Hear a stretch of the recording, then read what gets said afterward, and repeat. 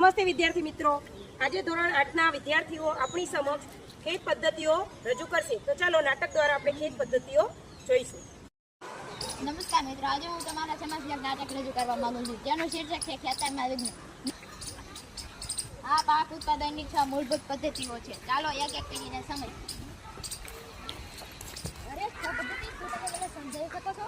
હા, બિલકુલ. દરેક પદ્ધતિઓ માટે એક પાત્ર જવાબદાર છે.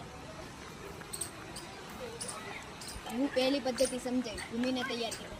જમીનને તૈયાર કરવાનો અર્થ છે કે ખેતરને ખેડીને તેની જમીનને ઉપર નીચે કરી તેને સારી રીતે સમથળ કરવી તે મહત્વપૂર્ણ કાર્ય છે.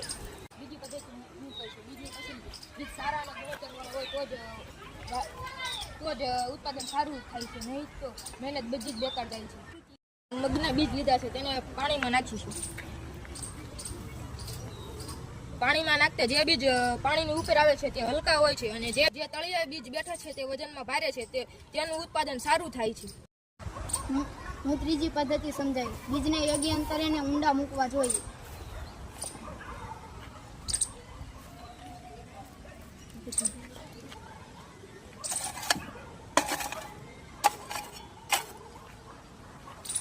જો વાવેતર યોગ્ય સમયે ન થાય તો પાક પણ સારો ન થાય.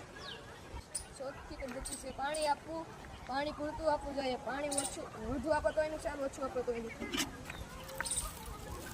હા ભાઈ, આ ટપક પદ્ધતિથી પાણી બચાવી શકાય. ચાલો જોઈશું.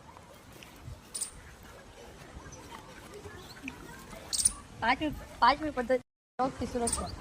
ખેતરમાં વાવેલા પાકને રોગથી બચાવવો પડે છે. એમાં કીટકનાશક દવા વાપરીએ છીએ. છઠ્ઠી પદ્ધતિ કટાઈ અને સંભાળ.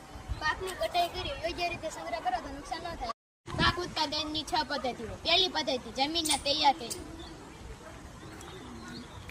બીજી પદ્ધતિ બીજની પસંદગી. ત્રીજી પદ્ધતિ વાવેતર. ચોથી પદ્ધતિ સિંચાઈ. પાંચમી પદ્ધતિ રોગથી નિયંત્રણ અને છઠ્ઠી પદ્ધતિ કટાઈ અને સંગ્રહ. તમારો આભાર. હવે તમે બધા બન્યા ખડા ખેડૂત વિજ્ઞાની. હા ખરું, હવે અમને ખેડતા આવડી ગયું. ભાઈ તો વિદ્યાર્થી મિત્રો, તમને નાટક જોવાની મજા આવી હશે ને? તો આના ઉપરથી આપણે એવું શીખ્યા કે ખેતી જે છે યોગ્ય સમયે અને યોગ્ય વાવણી કરવી જોઈએ, યોગ્ય પસંદગીવાળું બીજ વાપરવું જોઈએ. Thank you.